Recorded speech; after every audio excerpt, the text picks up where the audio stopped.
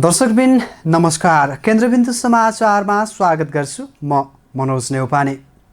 केन्द्रबिन्दु समाचारमा हामी दिनभरिका महत्त्वपूर्ण तथा खोजमूलक समाचारहरू सम्प्रेषण गर्ने गर्छौं। सुरु गरौँ आजका प्रमुख शीर्षकहरूबाट। अन्तर्राष्ट्रिय युवा दिवसका अवसरमा प्रधानमन्त्री केपी शर्मा ओलीद्वारा सम्बोधन। युवाका लागि रोजगारी सिर्जना गर्न सरकार क्रियाशील रहेको भनाई। काङ्ग्रेस सभापति देउवामाथि वरिष्ठ नेता पौडेलको आरोप। सभापतिका गतिविधिले नेपाली काङ्ग्रेस प्रजातान्त्रिक पार्टी हो कि होइन भन्नेमै अन्योलता सृजना भएको टिप्पणी। नेपाल भारत सीमा क्षेत्रको स्ट्रिप नक्साको अध्ययन गरी सत्य तथ्य जानकारी गराउन सरकारलाई संसदीय समितिको निर्देशन। विवादित सीमा क्षेत्रको स्थायी समाधानका लागि गरिएको प्रगति विवरणको माग। सुन तथा चाँदीको मूल्यमा भारी गिरावट। एकै दिन तोलामा 6200ले घट्यो। र लकडाउनका कारण बेलायतको अर्थतन्त्र 20.4%ले खुम्चियो। 10,000ले गुमाए रोजगारी। जस्तै परिस्थितिमा पनि होन्डा छ सधैँ तपाईसँगै। त्यसैले अब होन्डा हुनेछ तपाईसँग मात्र 1 रुपियाँको डाउन पेमेन्ट वा 1 रुपियाँको इएमआई वा 1% इन्ट्रेस्ट रेटमा। थप जानकारीका लागि यी नम्बरमा कल गर्नुहोस् वा माथि दिएको लिङ्क क्लिक गर्नुहोस्। होन्डा छ सधैँ तपाईसँगै। शर्माजी, चाउचाउ। कुन चाउचाउ? जसमा फाइदा छ। कसलाई फाइदा? हामीलाई कि ग्राहकलाई? तपाईलाई फाइदा हुने प्रीति चाउचाउ। फाइदा के छ यसमा? फाइदा चौध मसलाको स्वाद छ, मिठो मिठो याद छ, भोक मिटाउने ताकत छ, परसौको विश्वास छ। बुझ्यो? प्रीति चाउचाउ, फाइदा हुने चाउचाउ। भोक लागेमा प्रीति खाऊ। दर्शकबिन आजको बुलेटिन सुरु गरौँ कोरोना भाइरसको विश्वव्यापी महामारीको अपडेटबाट। विश्वभर कोरोना भाइरस संक्रमितको संख्या 2,05,53,000 माथि पुगेको छ भने संक्रमणबाट मृत्यु हुनेको संख्या 7,46,000 नागेको छ। त्यस्तै विश्वभर निको भएर घर फर्कनेको संख्या 1,34,65,000 नागेको छ। पछिल्लो समय छिमेकी मुलुक भारत कोरोना संक्रमितको संख्या ह्वात्तै बढ्ने मुलुकमध्ये प्रमुख बनेको छ, जहाँ विगत 24 घण्टामा 61,900 बढीमा संक्रमण पुष्टि भएको छ। यता नेपालमा संक्रमितको संख्या थप 484 जना सहित 24,432 जना पुगेको छ। विगत 24 घण्टाको अवधिमा उपत्यकामा मात्रै 138 जनामा कोरोना संक्रमण पुष्टि भएको छ। स्वास्थ्य तथा जनसङ्ख्या मन्त्रालयका प्रवक्ता जागेश्वर गौतमका अनुसार बुधबार मात्रै 64 जना कोरोना संक्रमण मुक्त भएका छन्।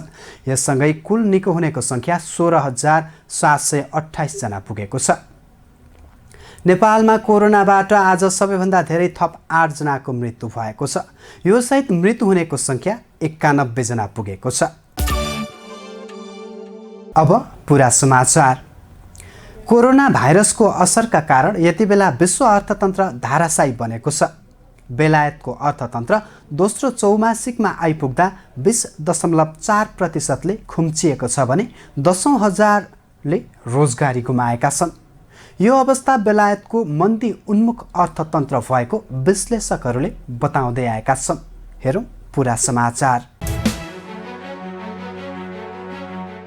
कोरोना भाइरस नियन्त्रणका लागि लकडाउन गरिएका कारण बेलायतको अर्थतन्त्र दोस्रो चौमासिक अवधिमा 20.4%ले खुम्चिएको छ।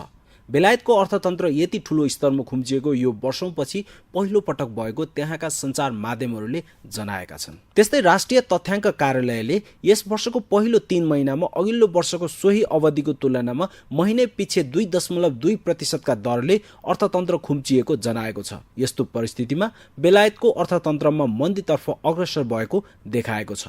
युरोपका अरू मुलुकहरू खास गरी जर्मनी र फ्रान्स वा संयुक्त राज्य अमेरिकाको तुलनामा बेलायतको अर्थतन्त्र बढी नै संकुचित भएको छ। तर तथ्याङ्क कार्यालयले लकडाउनमा सहजीकरण गर्न थाले यता जुन महिनामा अर्थतन्त्रमा निकै सुधार आएको बताइएको छ। कार्यालयका अनुसार जुन महिनामा बेलायती अर्थतन्त्र 8.7%ले वृद्धि भएको हो। तथ्याङ्क शास्त्री जोनाथन अथोले जुनमा बेलायतका पसलहरू खुलेका, कारखाना उत्पादन हुन थालेको तथा घर निर्माणका कार्यहरू पुनः सुरु भएको बताएका छन्। बेलायत सरकारले हाल बन्द अवस्थामा रहेको पब, रेस्टुरेन्टहरू खोल्न थालिए अर्थतन्त्रमा व्यापक सुधार आउने जनाएको छ। बेलायती अर्थमन्त्री ऋषि सुनाकले कोरोना भाइरसको प्रभाव अझै देखिएकाले कठिन समय अझै बाँकी रहेको बताउँदै अहिले 10,000ले रोजगारी गुमाएका र आगामी महिनामा त्यो संख्या अझ बढ्न सक्ने जानकारी दिएका छन्। जहाँसम्म बेलायत सरकारले मजदुरको ज्याला भुक्तानीमा कम्पनीहरूलाई आर्थिक सहायता गरिरहेकाले पनि अर्थतन्त्रलाई पुनर्जीवन दिन सहज हुने बेलायती अर्थविज्ञहरूको ठम्याइ छ। सरकारले झण्डै 12 लाख रोजगारदाताले कामबाट बिदा दिएका झण्डै 96 लाख मजदुरलाई तलबी आर्थिक सहायता दिइरहेको छ र यो सहायता अङ्क करिब 44 अर्ब डलर छ। बुधबार सुन तथा चाँदीको मूल्यमा भारी गिरावट आएको छ। केही दिन यता निरन्तर उकालो लागेको सुन तथा चाँदीको मूल्यमा बुधबार भने अन्तर्राष्ट्रिय बजारमै गिरावट देखिएसँगै नेपाली बजारमा पनि यसको भाउ ओह्रालो लागेको हो।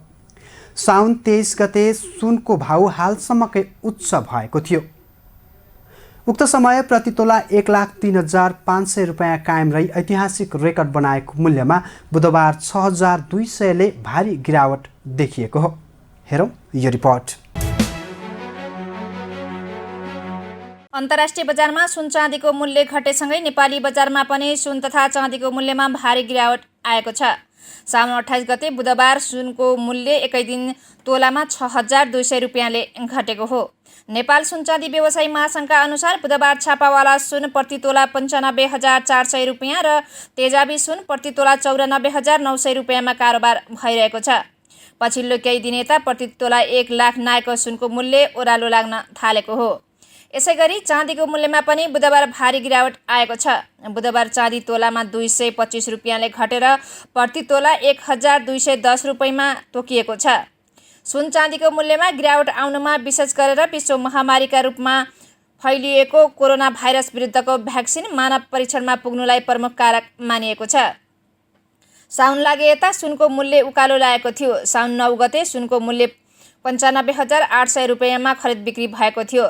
तर निरन्तर उकालो लागेको सुनको मूल्य साउन 21 गते 1 लाख नागेर प्रति तोला 1,01,400 रुपियाँ पुगेको थियो। यस्तै साउन 23 गते सुन हालसम्मकै उच्च मूल्यले बढेको थियो। त्यस दिन प्रति तोला 1,03,500 रुपियाँमा रही ऐतिहासिक रेकर्ड बनाएको थियो। त्यसयता भने सुनको मूल्य निरन्तर ओह्रालो लाग्ने क्रममा छ। त्यसैगरी चाँदीको मूल्यमा पनि पछिल्ला केही दिन यता अस्थिरता देखिएको छ। गत महिनाको असार 30 गतेसम्म प्रति तोला 900 को हाराहारीमा रहेको चाँदीको मूल्य साउन महिना प्रवेशसँगै प्रति तोला 1,000 रुपियाँ पुगेको थियो। त्यसयता 1,000 रुपियाँकै आसपासमा रहेको चाँदीको भाउ गडबड भएको देखिन्छ। यसअघि चाँदीको मूल्य पनि मङ्गलबार हालसम्मकै उच्च अर्थात् प्रति तोला 1,435 रुपियाँमा खरिद बिक्री भएको थियो। अन्तर्राष्ट्रिय बजारमा पनि पहिलो धातुको मूल्यमा गिरावट आएको छ।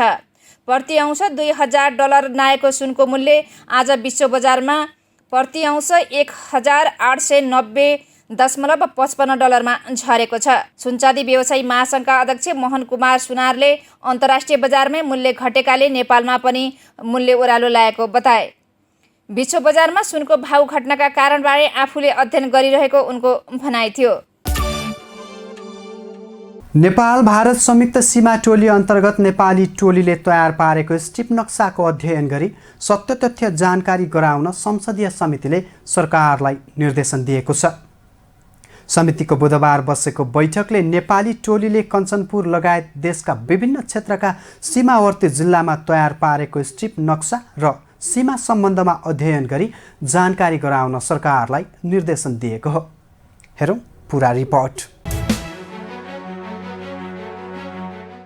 प्रतिनिधि सभाको राज्य व्यवस्था तथा सुशासन समितिको बुधबार बसेको बैठकले नेपाली टोलीले कञ्चनपुर लगायत देशका विभिन्न क्षेत्रका सीमावर्ती जिल्लामा तयार पारेको स्ट्रिप नक्सा र सीमा सम्बन्धमा अध्ययन गरी जानकारी गराउन सरकारलाई निर्देशन दिएको छ।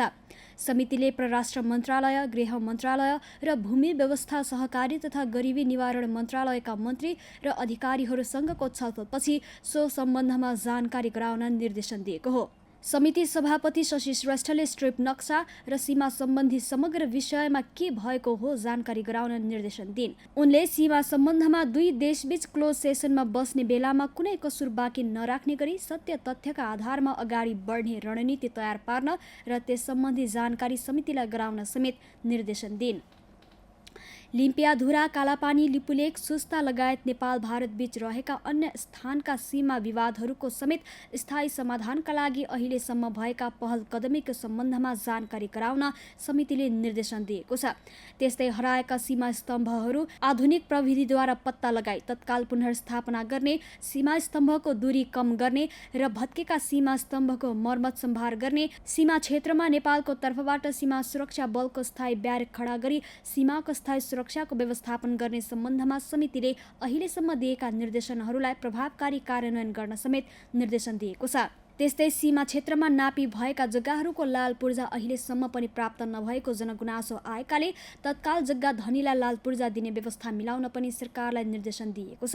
सीमा क्षेत्रमा नापी भएका जग्गाहरूको हालसम्म पनि लाल पूर्जा प्राप्त नभएको भन्ने कुराहरू उठेको छ र त्यो जनगुनासो पनि भएको र समितिले बनाएको उपसमितिहरूको बैठकमा पनि यो कुराहरू उठेको छ। यो यथार्थ के हो? अब यदि त्यो नापी भएको तर लाल पूर्जा नपाएको स्थिति हो भने त्यसको यथार्थ आउनु पर्यो। यदि हो भने त्यसको जवाफ पाइएन। यदि हो भने चाहिँ लाल पूर्जा चाहिँ जग्गा धनीलाई तत्काल दिनको लागि पनि पहल गर्ने। कोभिड-19 को संक्रमणलाई मध्यनजर गरी सीमावर्ती क्षेत्रमा नेपाल प्रवेश गर्न तोकिएका नाकाहरूमा कडाइका साथ चेक जाँच गर्न पनि समितिले सरकारलाई निर्देशन दिएको छ। त्यस्तै सीमा नाकाहरूबाट आवत जावत गर्ने नागरिकको पहिचान खुल्ने, परिचय पत्रको आधारमा अनिवार्य अभिलेख राख्न र सबैको PCR परीक्षण गर्ने व्यवस्था मिलाउन समेत सरकारलाई निर्देशन दिएको छ। उपत्यका लगायत अन्तर्जिल्ला प्रवेश गर्ने नाकाहरूमा चेक जाँचलाई कडाई गर्न र स्वास्थ्य परीक्षण गरेर मात्र जिल्ला प्रवेश गर्न दिने व्यवस्था मिलाउन पनि समितिले निर्देशन दिएको छ। नेपाली काङ्ग्रेसका वरिष्ठ नेता रामचन्द्र पौडेलले पार्टीका सभापतिको व्यवहारप्रति असन्तुष्टि जनाएका छन्। सभापतिले नै पटक पटक विधान मिच्दै विभागहरू गठन गरेको प्रति असन्तुष्टि जनाएका हुन्। यस्तै वरिष्ठ नेता पौडेलले पार्टीको आगामी महाधिवेशन समयमै गर्न नसके पार्टी सङ्कटमा जान सक्ने चेतावनी समेत दिएका छन्। हेरौँ यो रिपोर्ट। नेपाली काङ्ग्रेसका वरिष्ठ नेता रामचन्द्र पौडेलले पार्टी सभापति शेरबहादुर देउवामा विधान मिच्दा बहादुर हुन्छु भन्ने मानसिकता देखिएको बताएका छन्। बुधबार सञ्चारकर्मीसँग कुरा गर्दै वरिष्ठ नेता पौडेलले त्यस्तो बताएका हुन्। सभापति देउवालाई विभागहरू गठन गरेको सम्बन्धमा पटक पटक ध्यानाकर्षण गराउँदा पनि देउवामा विधान जति मिच्न सक्यो त्यति बहादुर र बलवान ठहर्छु भन्ने मानसिकता रहेको पौडेलको भनाइ छ। विधान मिचेर बहादुरी देखाउने प्रवृत्तिका कारण नेपाली काङ्ग्रेस प्रजातान्त्रिक पार्टी हो कि होइन भन्ने अन्यलता बढेको पौडेल बताउँछन्। आफू बहादुर हुँ भन्ने भ्रम भएकाले सभापतिले पटक पटक विधान मिचेर विभागहरू गठन गरेको पौडेलको आरोप छ। हामीले बारम्बार पार्टीलाई विधानमा ल्याउन, पार्टी सभापतिलाई ध्यानाकर्षण हामीले पटक पटक गर्दै आयौँ। तर यहाँ नेपाली काङ्ग्रेसभित्र कस्तो भएछ भने विधान मिच्नु बहादुरी होइन। हाम्रो सभापतिजीलाई त्यस्तो लाग्छ कि विधान मैले जति मिच्न सकेँ म त्यति बलवान सभापति ठहर्छु भन्ने उहाँको मानसिकता जस्तो मलाई लाग्छ। त्यस्तै पार्टीको महाधिवेशन समयमै गर्न नसके पार्टी सङ्कटमा पर्न सक्ने भन्दै आफूले सभापति देउवालाई सचेत गराएको पौडेलको दाबी छ। आफूले 3 वर्ष अघिदेखि कार्यतालिका बनाएर काम गरौँ भनेको तर सभापति देउवाले नमानेको पौडेलको आरोप छ। महाधिवेशन गर्ने समयमा असाधारण स्थिति भयो भन्दै पछाडि धकेलेको र अहिलेको असाधारण अवस्थामा गर्न लागि महाधिवेशनमा विधान मिच्दै महाधिवेशनलाई प्रभाव पार्न खोजिएको उनले बताए। 4 वर्षमा महाधिवेशन गर्न नसक्ने सभापति अहिले काम चलाउ मात्रै भएकाले कुनै पनि निर्णय एक्लै गर्न नमिल्ने उनको भनाइ छ। साथै फागुन 7 गतेका लागि मिति तोकेर महाधिवेशनको तयारी सुरु भएकाले अहिले देखिने आचार संहिता सबैले लाग्ने पौडेल बताउँछन्। फागुन 7 गते नेपाली काङ्ग्रेसको केन्द्रीय महाधिवेशन गर्ने भनेर निर्णय भइसकेको छ होइन। त्यो निर्णयलाई चाहिँ अगाडि राखेर अब हाम्रो कार्यक्रम पनि त्यही अनुसार चलेका छन्। हाम्रो एउटा क्रियाशीलको हुन्छ, त्यसपछि चाहिँ स्थानीय चुनाव हुन्छ, त्यसपछि हुँदै हुँदै गएर फागुन 7 गते हाम्रो अन्त्य हुन्छ।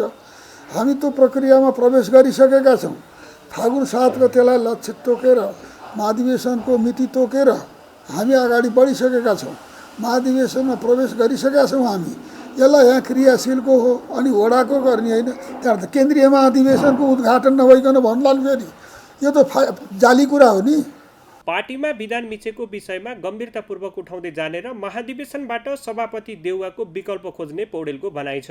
अहिलेको केन्द्रीय समितिमा पौडेलको नै बहुमत भएकाले त्यहाँबाट विकल्प खोज्न नसकिने भएकाले महाधिवेशनमा नै प्रमाण सहित विकल्प खोजिने उनको भनाइ छ। वरिष्ठ नेता पौडेलले पार्टीको सभापतिमा आफू नै हुनुपर्छ भन्ने दाबी नगरेको समेत प्रश्न पारेका छन्, तर पार्टीले आफूलाई न्याय गर्नुपर्ने उनको भनाइ छ। पार्टीभित्र सबै नेता तथा कार्यकर्ता आफ्नो आकांक्षा राख्न पाउने तर उमेरको आधारमा सबैलाई एउटै क्याटेगोरीमा राखेर अन्याय गर्न नपाइने उनको तर्क छ। पटक पटक मौका पाएकाले सत्ताको दुरुपयोग गरे नगरेको हेरेर विवेक पुर्याएर निर्णय गर्नुपर्ने नेता पौडेलको भनाइ छ। त्यस्तै गरी नेता पौडेलले सरकारले कोरोना संक्रमण रोकथामका लागि प्रभावकारी काम गर्न नसकेको बताएका छन्। कांग्रेसले सुरुदेखि नै सरकारलाई व्यापक तयारी गर्न भन्दै आएको र आफूले पनि प्रधानमन्त्रीलाई भेटेर लिखित रूपमा ध्यानाकर्षण गराउँदा समेत सरकारले व्यवस्था गर्दा अहिलेको संकट देशमा देखिएको उनको भनाइ छ। सरकारले आइसियु, भेन्टिलेटर, आइसोलेसन र क्वारेन्टाइनको व्यवस्था नगरी नागरिकलाई बिचल्ली पारेको उनको आरोप छ। साथै उनले कम्युनिस्ट सरकारले कुनै पनि मानवीय समस्याको समाधान गर्न नसक्ने दाबी समेत गरेका छन्।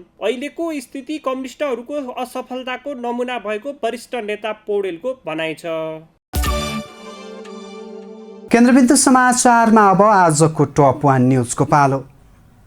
प्रधानमन्त्री केपी शर्मा ओलीले अब केही वर्षमै युवाहरू रोजगारी खोज्दै विदेशिनु पर्ने अवस्थाको अन्त्य हुने बताएका छन्।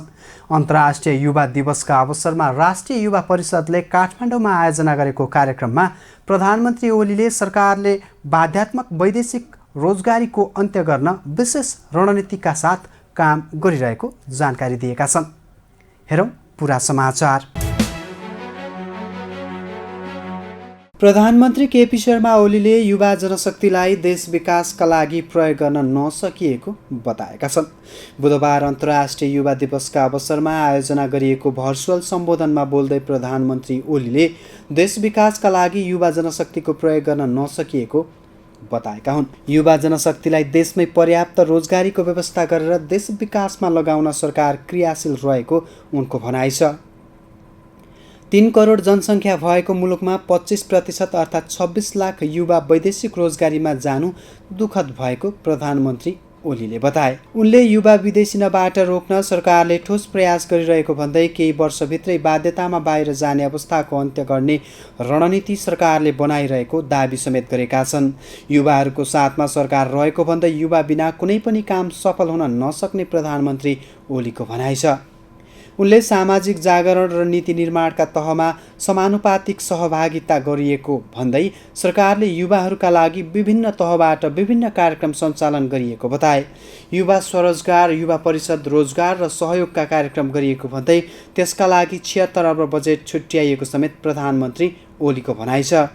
उनले अहिले 40% युवाहरूले स्थानीय तहमा प्रतिनिधित्व गरिरहेको भन्दै त्योभन्दा केही कम प्रदेश र सङ्घीय तहमा प्रतिनिधित्व युवाबाट भएको प्रधानमन्त्री ओलीको दाबी छ। उनले यो प्रतिशतलाई बढाउँदै लैजाने पनि प्रतिबद्धता जनाएका छन्। नयाँ र पुरानो पुस्ता मिलेर ज्ञान, सिप, सामर्थ्य र अनुभव बाँडेर देशका लागि प्रयोग गर्नुपर्ने भन्दै उनले युवाको क्षमता र सहभागिता वृद्धि गर्दै अघि बढ्न सके मात्रै सामाजिक न्यायसहितको समृद्ध समाज निर्माण गर्न सकिने विश्वास व्यक्त गरेका छन्। केन्द्रबिन्दु समाचार आजलाई सकिएको छ। भोलि पुनः यसै समयमा उपस्थित हुने नै छौँ। तबसम्मका लागि बिदा दिनुहोस्। केन्द्रबिन्दु न्युज हेर्दै गर्नुहोला। नमस्कार।